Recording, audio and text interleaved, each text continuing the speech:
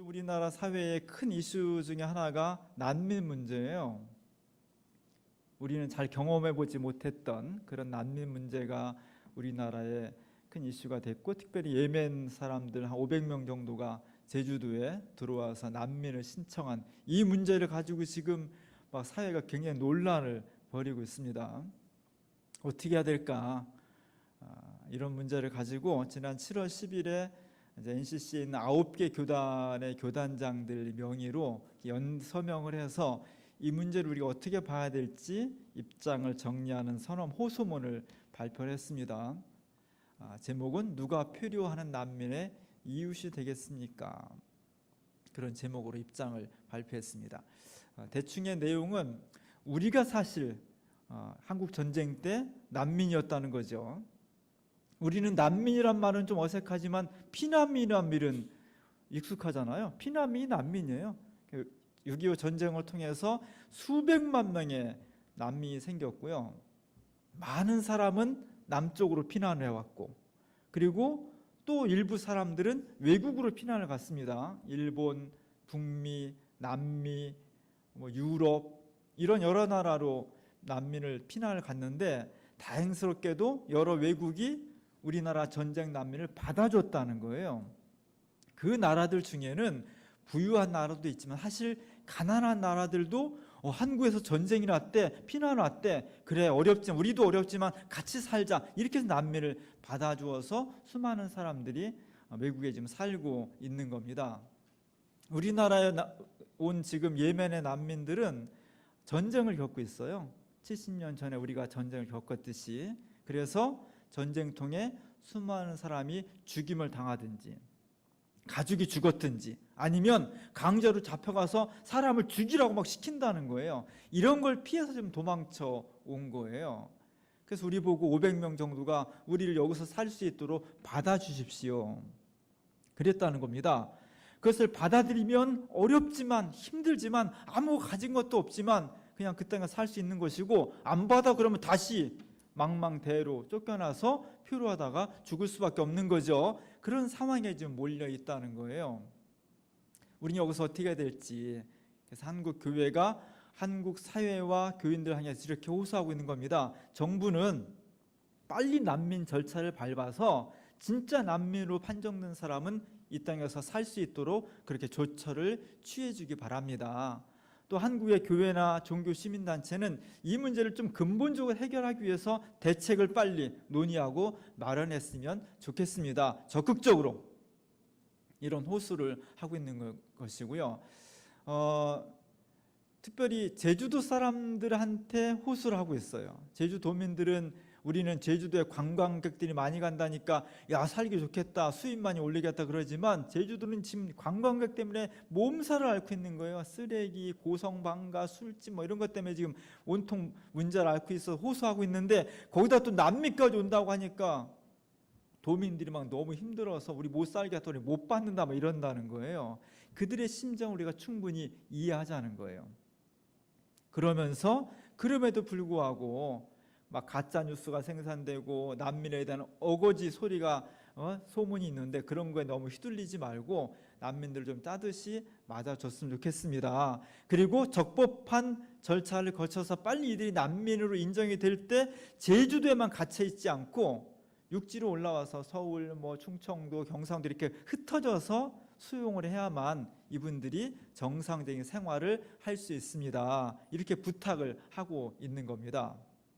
오늘 우리가 난민이라는 아주 어려운 과제를 맡고 있는데, 사실 한국교회는 복음에 빚진 사람들이고요. 그것 때문에 열심히 해외 선교를 했잖아요. 빚진 자의 심정으로 마찬가지로 복음도 빚졌지만 난민도 빚진 거예요, 우리가.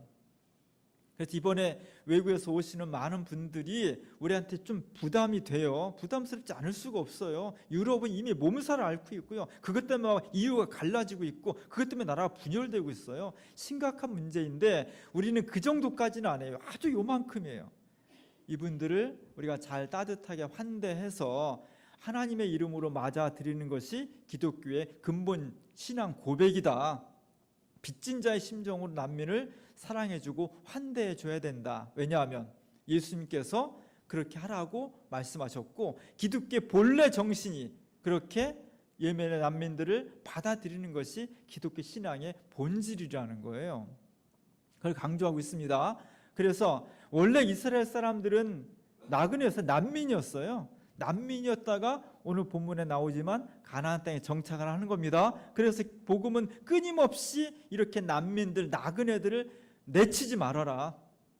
따뜻하게 맞이해주고 환대해주고 사랑해주라는 것을 강조하고 있습니다. 그래서 그 구약에도 보면 아브라함이 그 나그네를, 오갈 데 없는 나그네를 잘 대접한 것 때문에 큰 복을 받았다는 거예요. 예수 믿는 사람들이 행복하려면 이런 난민들을 잘 형제처럼 가족처럼 환대해 줄 수 있을 때 우리 모두가 행복해질 수 있다는 것입니다.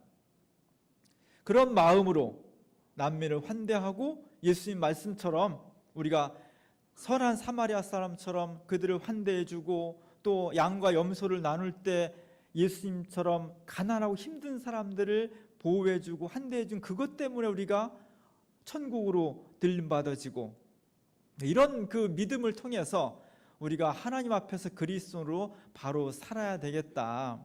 그래서 우리 주민교회가 난민을 또 어려운 사람들을 인종과 국가와 종교에 상관없이 예수 이름으로 잘 맞아들일 수 있는 그런 교회가 됐으면 좋겠습니다. 자, 오늘 말씀은 신명기의 말씀인데요. 신명기는 한마디로 법이에요. 법, 명이니까. 법은 한 사회의 근간이에요. 법은 한 공동체가 우리가 이런 가치를 가지고 이런 사회를 지향하며 이렇게 살았으면 좋겠다고 서로 약속을 한 거예요. 이 법이 있기 때문에 질서가 유지되는 겁니다. 사람은 오른편으로 가고 차는 오른편으로 가고 뭐 서로 만나면 깜빡이를 넣고 이렇게 돼야 교통사고가 줄어들죠. 안 그러면 엉망이 돼서 맨날 사고 날 거예요. 이 법이 잘 유지돼야만 사회가 건강하고 질서가 있어지는 거예요. 이게 무너져 버리면 사회가 붕괴되어져 버려요. 우리 사회 요즘 재판 거래라는 것이 충격을 주고 있습니다. 민주주의의 사법부는 최후의 보루예요. 어떠한 것으로부터 독립해서 권력과 자본과 이해관계 없이 법리에 따라서 공정한 판단을 내려야만 그 사회가 건강해져요. 이것이 뒤틀리면 사회가 무너지는 겁니다. 근데 나중에 보니까 지난 정권에서 사법부가 권력에 의해서 재판을 한 그런 정황들이 막 드러난 거예요. 특별히 통합진보당 사건이라든지 KTX 승무원 사건이라든지 전교조 문제, 이런 것들이 상식적인 법에 의하면 저렇게 판결을 하면 안 되는데 라고 했던 사건들이 지금 보니까 권력이 이렇게 해, 이렇게 한 것 사법부가 막아내지 못하고 거기에 따라서 재판이 이루어진 거래 정황들이 막 드러나면 사회에 충격을 주고 있습니다. 대단히 중요한 문제, 이거 바로 잡아야 돼요. 이것이 바로 잡히지 않으면 우리가 아무리 1인당 국민소득 3만 달러, 4만 달러 돼도 우리는 선진국이 될 수 없는 거예요. 국가의 헌법은 그래서 중요한 거예요. 일본의 헌법이 있죠. 일본의 헌법은 그 일본 헌법이 전쟁에 진 다음에 다시는 전쟁을 하지 않겠다는 마음을 담아서 일본 헌법을 만들었습니다.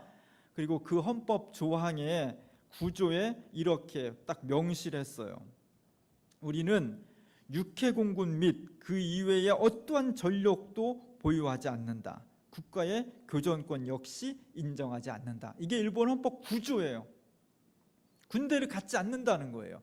어떤 교전도 하지 않는다는 거예요. 이것이 일본이 전쟁을 일으켜서 아시아에 수많은 상처를 줬기 때문에 전쟁의 승자인 미국이 주도해서 이 조항을 만든 거예요. 처음에는 일본이 가만히 있다가 이제 나라가 부강해지면서 이 조항을 없애자.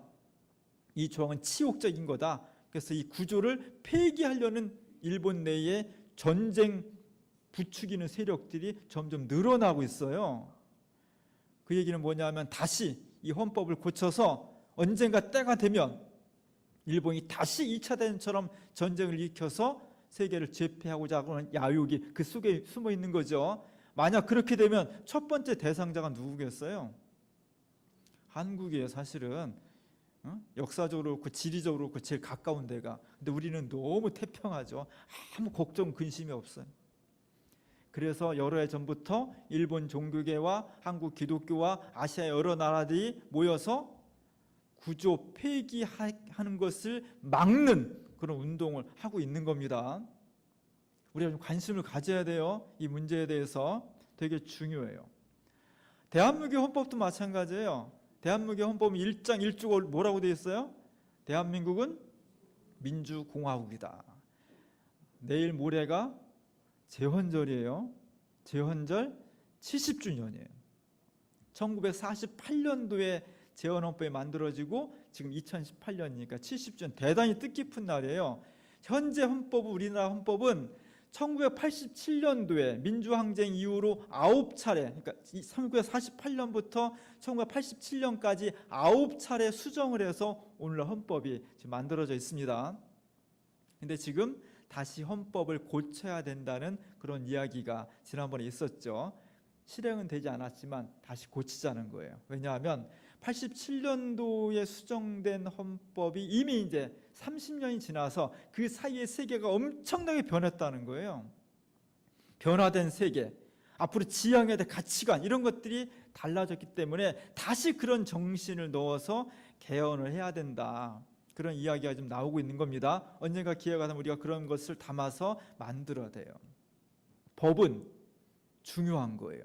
헌법은 수많은 그 하위법, 셀 수 없이 많은 법들의 근간이 되기 때문에 대단히 중요한 거예요. 오늘 신명기는 그런 법과 같은 겁니다. 신명기는 뭐냐면 새로운 율법이 아니에요.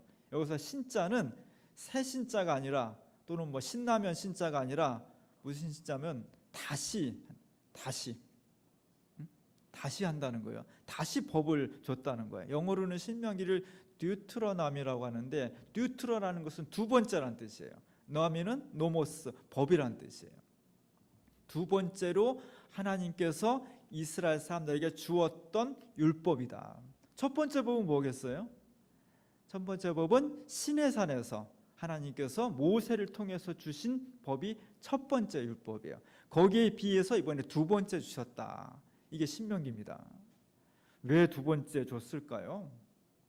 왜 주셔야만 됐을까? 하나님은 상황이 바뀌기 때문이에요. 모세 시내산 율법은 출애굽한 다음에 광야에서 40년 동안 살아갈 때 필요한 법이에요. 근데 지금 40년이 끝나고 이스라엘 백성들이 드디어 꿈에 그리던 가나안 땅을 들어가기 직전이에요.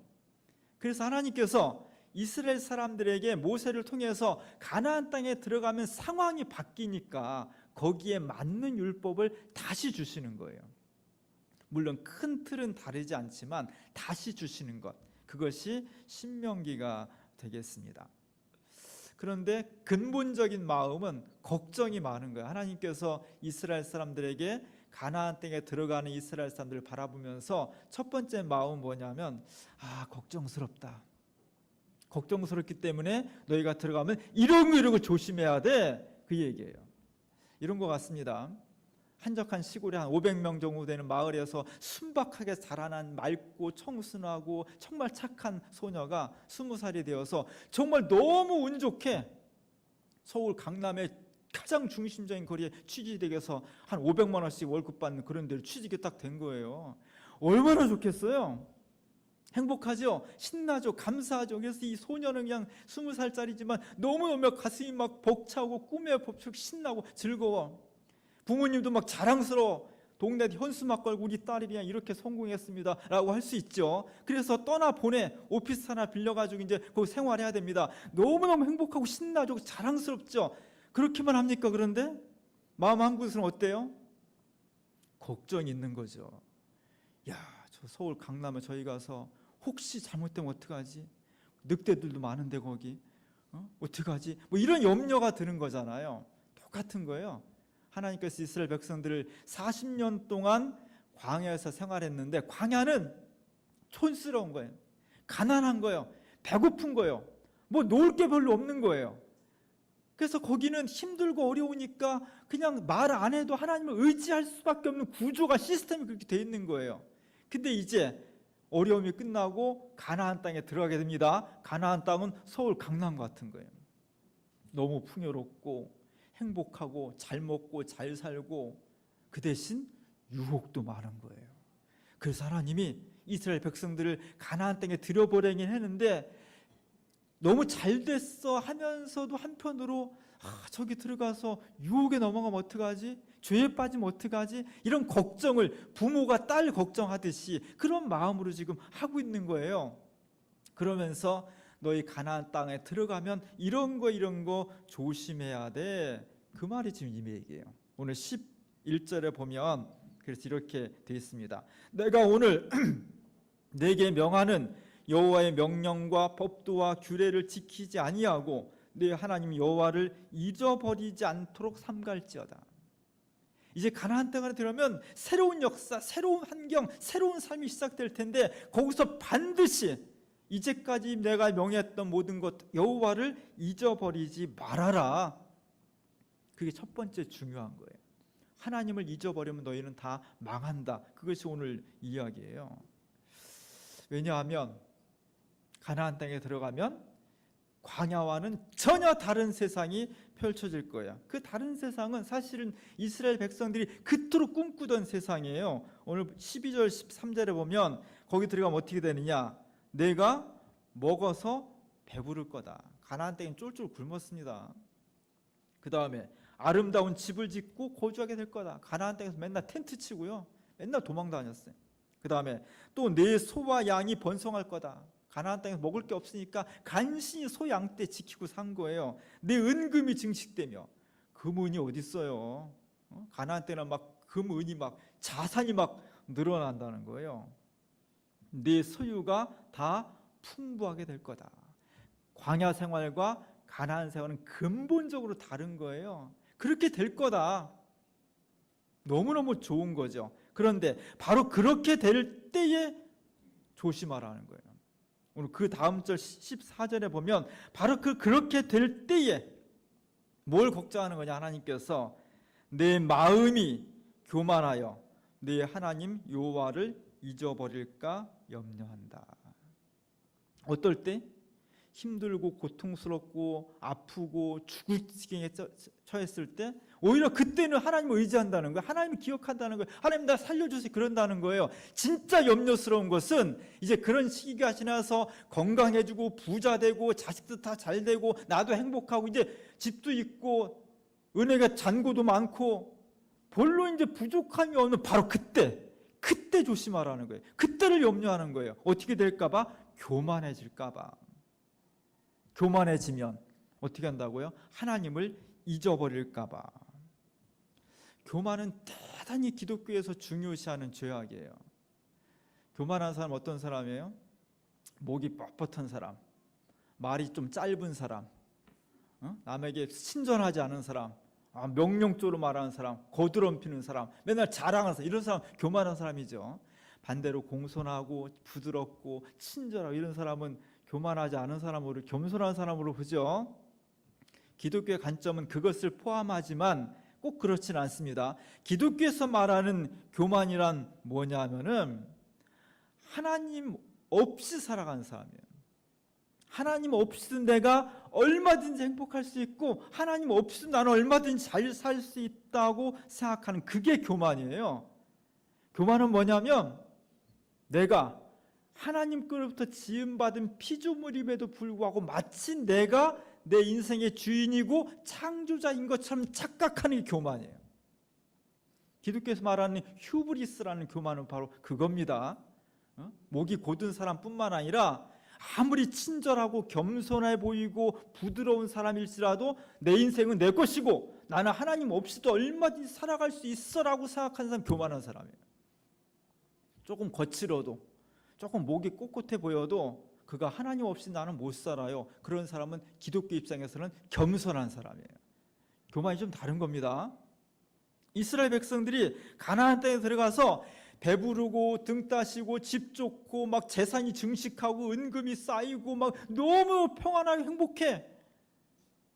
그때 교만해질 수 있다는 거예요. 그때 조심하라는 거예요. 하나님 그걸 지금 염려하시는 거예요. 왜 그러냐? 인간성 속에는 아주 깊은 곳에 하나님 없이 내 인생을 내가 결정하고 싶은, 내가 곧 내 인생의 신이 되고 싶은 그런 욕망이 있다는 거예요.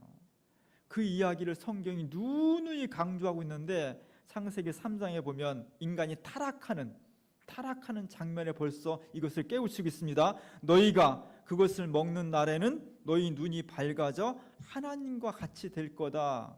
이게 누가 하는 얘기냐면 사탄이 하와에게 선악과를 먹도록 꼬시는 장면이에요. 뭘로 꼬시요 지금? 너 이거 먹으면 눈이 밝아져서 누구처럼 돼요? 하나님처럼 돼. 딴 데는 다 안 넘어갔는데, 딴 데는 다 사탄이 뭐라도 안 넘어갔는데 이 말에 넘어갔다는 거예요. 이 얘기는 뭐냐면 옛날 사람들이 봤을 때 인간의 아주 깊은 곳 속에는 하나님이처럼 되고자 하는 욕망이 있다는 거예요. 그것을 성경 기독교에서는 죄라고 보는 거예요. 휴브리스, 교만이다.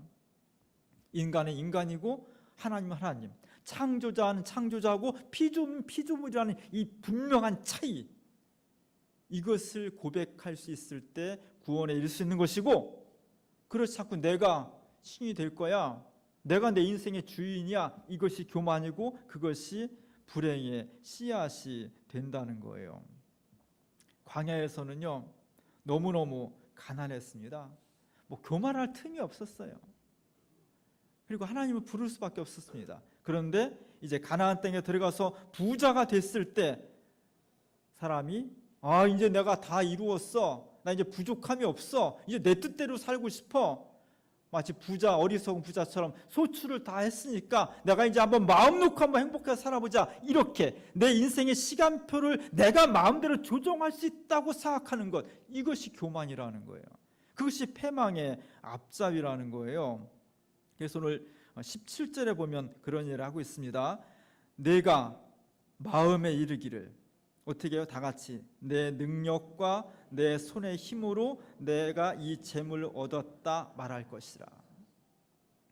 이렇게 가나안 땅에 돌아와서 행복하고 건강하게 정말로 떵떵거리며 살 수 있게 된 것이 내가 노력한 거야, 내가 열심히 해서 내가 성실하게 땀 흘리니까 내가 이거 얻었네, 야 내가 이제 내 마음대로 해야지, 이게 교만이라는 거예요. 하나님께서 걱정하시는 것은 바로 이거예요. 이스라엘 사람들이 계속 지금 되뇌이는 거예요. 네가 어떤 사람들이었어? 애굽에서 종살이했었어.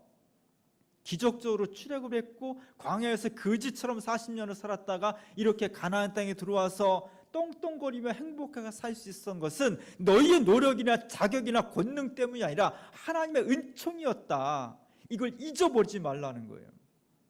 가난하고 힘들 때는, 아플 때는 이것을 잊어버리기가 어려운데, 부자고 행복하고 여유가 있을 때 오히려 이것을 잊어버리기 쉽다는 겁니다. 그렇게 하지 말라는 거예요. 지금 가나안 땅에 들어가기 전에 하나님께서 모세를 통해서 마지막으로 이것을 다시 한번 되새겨주고 있는 겁니다. 왜냐하면 교만은 거기에 이르는 길이기 때문이에요. 교만의 끝에는 뭐가 있느냐? 심판이 있기 때문입니다. 재앙이 있기 때문인 거예요. 그래서 모든 행복은 어디서부터 오느냐? 하나님께로부터 온다는 것을 잊어버리지 말라는 겁니다. 19절에 보면은 내가 만일 내 하나님 여호와를 잊어버리고 다른 신들을 따라 그들을 섬기며 그들에게 절하면 내가 너희에게 증거하느니 너희가 반드시 멸망할 거다. 이 얘기를 잘 들으라는 거예요. 지금 내가 행복할 때, 지금 내가 너무 감사하고 너무너무 풍족할 때, 그때 하나님, 이것이 다 하나님의 은총이었습니다. 내가 노력한 것보다 하나님께 내게 은혜를 베풀어 주셔서 너무나 감사합니다. 이걸 잊어버리지 말라는 거예요. 이게 오늘 대단히 중요한 말씀입니다. 신앙은 뭐냐면, 신앙은 여러 가지 중요한 게 있지만 첫 번째는 뭐냐면 내 삶의 의식 구조를 바꾸는 거예요. 어떻게 바꾸냐? 나 혼자 살 수 있다는 것에서 하나님과 반드시 같이 살아야 된다는 것. 에고 시스템이라는 게 있어요. 이기주의적 시스템이죠. 그건 뭐냐면 모든 게 다 계급이 있는 거예요. 인간이 만물의 영장으로서 모든 걸 다 지배할 수 있고 정복할 수 있다는 거예요. 심지어 남자가 여자보다 한 단계 위죠.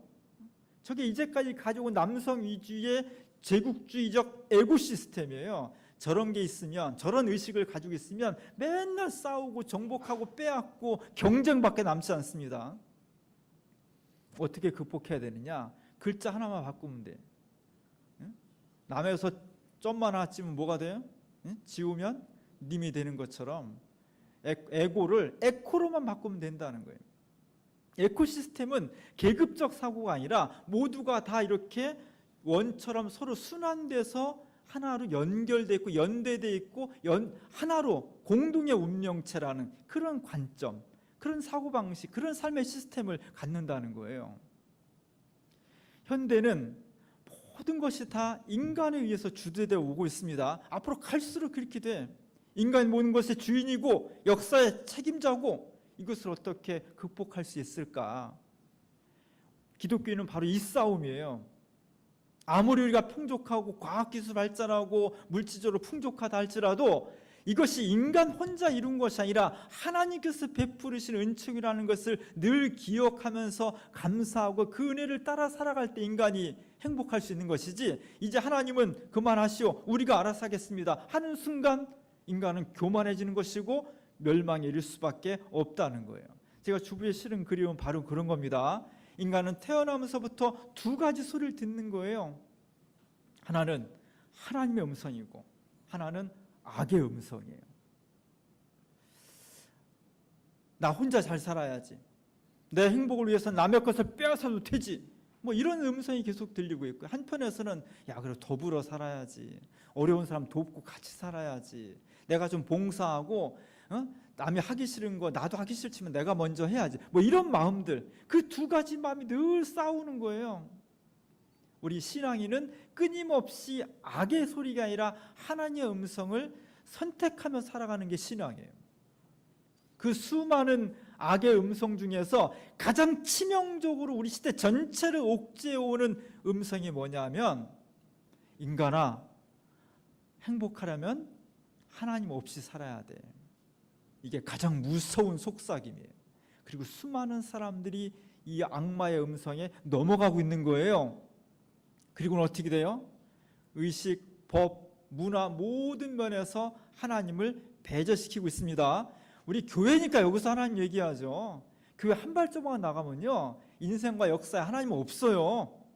다 인간이 주인이고 인간이 다 절대자예요. 인간이 신이 되어버리는 거예요. 이런 문화가 지금 계속 지속되고 있는 겁니다. 여기에 대해서 싸워야 돼. 우리가 하나님만이, 하나님께서 우리와 함께 하시고 이렇게 우리가 건강과 풍요로움과 발전된 사회와 인생을 누릴 때일수록 이 모든 것이 다 하나님의 은혜입니다, 주님께서 만들어주신 선물입니다 라는 겸허한 마음과 자세를 가질 수 있을 때 우리가 멸망에 이르지 않고 행복을 지속할 수가 있다는 거예요. 가나안은 한편으로는 축복이면서 한편은 심판의 계기가 된다는 거예요. 우리가 그것을 선택하는 겁니다.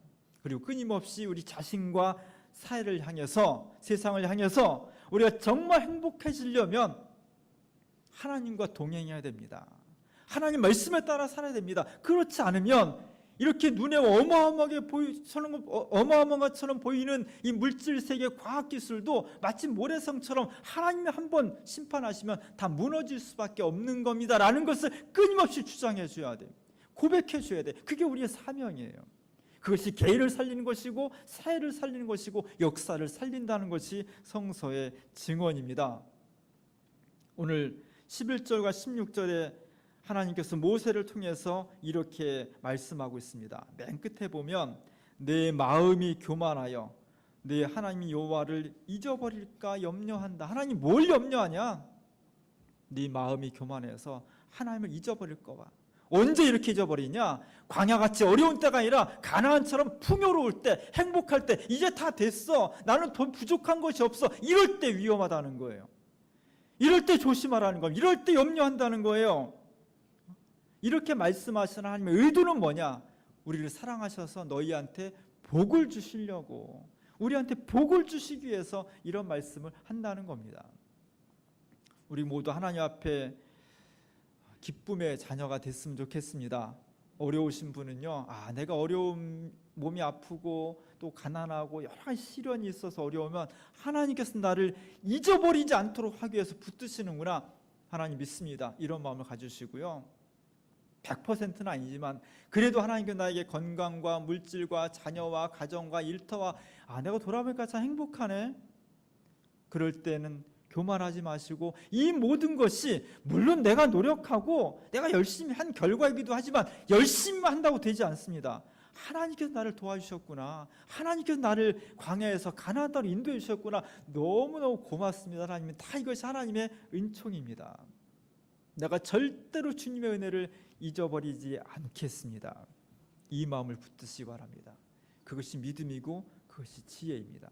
오늘 주시는 하나님의 말씀을 통해서 하나님의 놀라우신 은혜가 우리의 삶에서 중단되지 않고 영원히 이어질 수 있기를 주님의 이름으로 간절히 축원합니다.